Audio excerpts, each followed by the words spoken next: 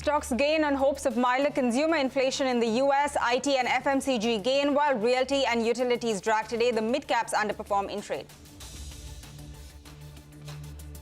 Consumer price inflation rises 6.5% in January, well ahead of expectations of near 6%, raising risks of a further rate hike by the RBI. Realty stocks fall on fears of higher costs and lower demand. Nykaa slips following a dip in profitability. All cargo slumps as lower freight rates dent earnings, and RHI Magnesita slides on a sharp decline in margin. And the Supreme Court suggests setting up an expert panel to review investor protection rules in the light of the Adani shares crash. The government accepts but wants information to be shared only in a sealed cover with the judges.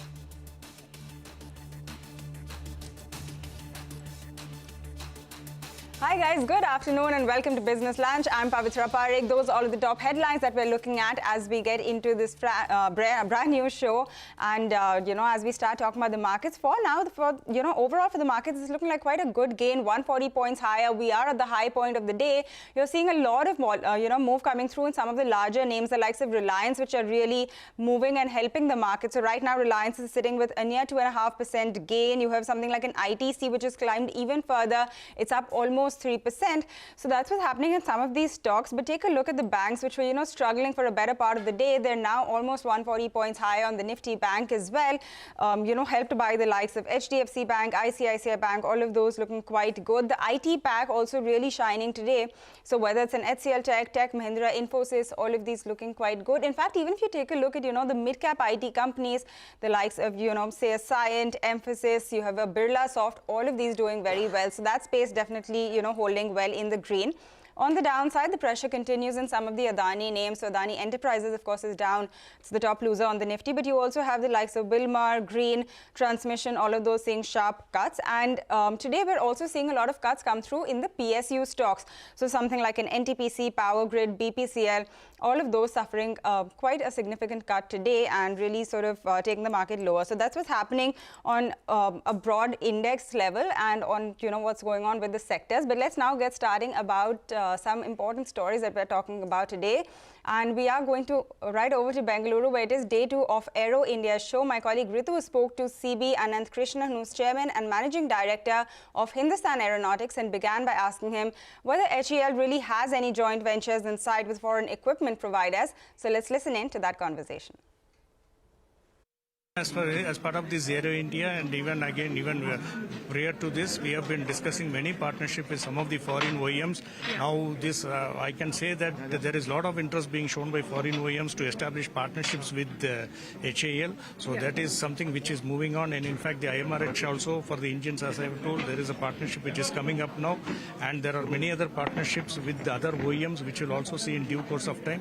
So we are also very keen to not only have partnerships with the foreign OEMs, but also with the Indian industry to see that the ecosystem is completely developed, and with the sort of projects which we have got, we will feel that we will be able to. Sir, but what has been the kind of conversations you said with global countries that have shown interest in acquiring aircraft or other products from HAL?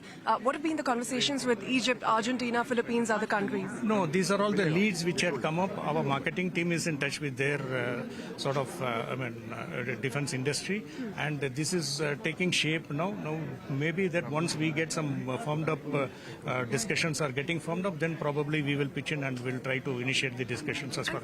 And these are for LCAs, or which particular aircrafts are you in talks with these countries for? It is both for LCAs as well as for the various types of helicopters.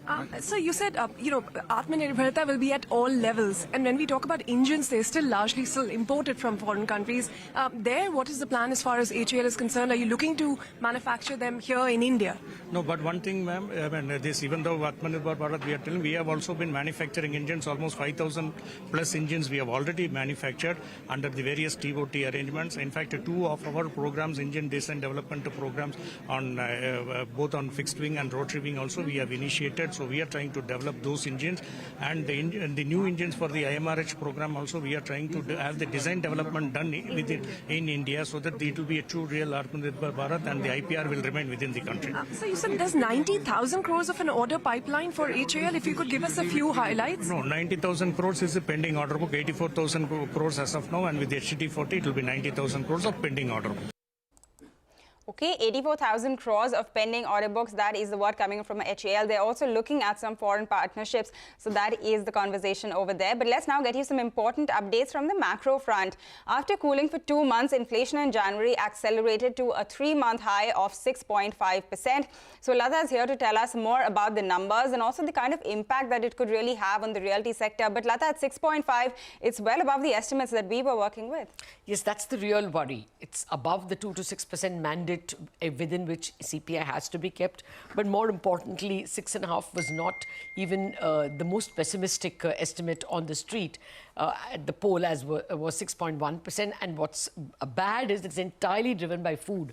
Food was 4.19% higher in December. It's 5.94, I mean almost 1.8 percentage points higher in terms of the momentum with which food inflation is rising, largely led by cereals, which has a 12% weight in the entire index. I mean, it's a national staple food, and cereals has gone up by 2.6%. Month on month, 16.2% year on year. And the WPI numbers which just came out are also indicating that cereals inflation is up about 1.9%, even at the wholesale level.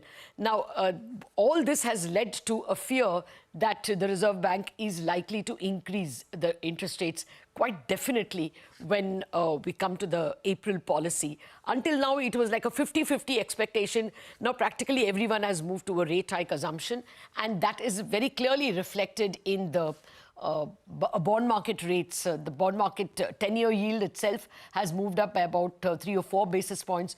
736, it closed, touched 7.4 in early morning trades on Tuesday. More importantly, the OIS, overnight index swaps, which is a very clean market where you can express your fears, there the yields have gone up by 10 basis points, clearly indicating that a rate hike is now getting discounted.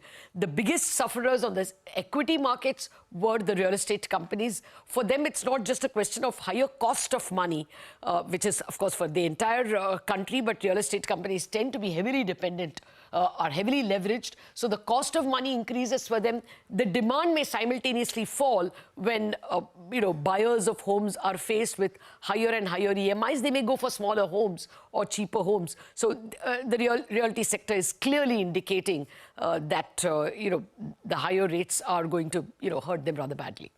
All right, Lata, thanks a lot for getting us that complete roundup on what's happening on the CPI front. The real estate pack, like Lata was mentioning, the sector itself, I mean, that index is down around 2% right now. For the year, it's seen a near 7.5% kind of cut. By the way, Ipca Labs earnings flashing on your screen, and it seems like it's another weak one from the pharma space. The net profit is just around 11% higher. I did catch the revenue figure, which is just around 8% higher. So very subdued single-digit revenue coming through, but I guess the pain will largely be on the margin front. So we'll wait by for that. This is really continuing a lot of the weak earnings that we saw from the space. So Divi's, Indoco all weak. We now have Ipca Labs, the stock also falling in trade. But with that, we are going to move on. And amid all of the opposition's allegations of the BJP really favoring Adani over the Hindenburg Row, Home Minister Amit Shah has issued a strong statement now. So let's listen in to what he had to say.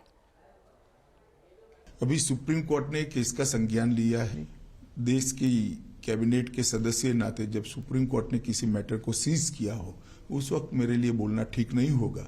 परंतु इसमें BJP के लिए कुछ छुपाने को नहीं है और ना किसी बात से डरने की जरूरत है. All right, that is the word coming in from Amit Shah. But with that, we are going to get into a short break now. When we come back, sources are telling CNBC-TV18 that the income tax... Hey guys, welcome back. You're still tuned into Business Lunch on CNBC-TV18, and let's talk about the big story at lunch hour. We are hearing from sources that the Income Tax Department is conducting surveys at the offices of the BBC outside Delhi and, Mumbai both. So our colleagues are joining us now to take us through what's really going on. Timsi joins us. Timsi, what are you picking up from your sources? Well, what sources are indicating to us is very clearly that the Income Tax Department conducting survey action at BBC office in Delhi and Mumbai. When it comes to the Delhi premises, the survey action is not in last over 2 hours already. And very clearly, this is not an IT raid. This is a survey on the basis of certain inputs that the IT department had, All right, Timsy, looks like there's some trouble with your audio, so I'm sure the team is, going to try and fix that, and we'll try to reconnect with you. But what we are really learning is that the IT department is conducting surveys at BBC's office in both Delhi and Mumbai, and the action is with respect to alleged irregularities and income concealment. So that's what we are picking up from our sources for now. We will try to re-establish that connection with Timsy, but for now, we'll get into a short break. When we return, we'll also talk about the important US CPI print, which is due today. That is the big cue for the markets. So all of that in just a minute.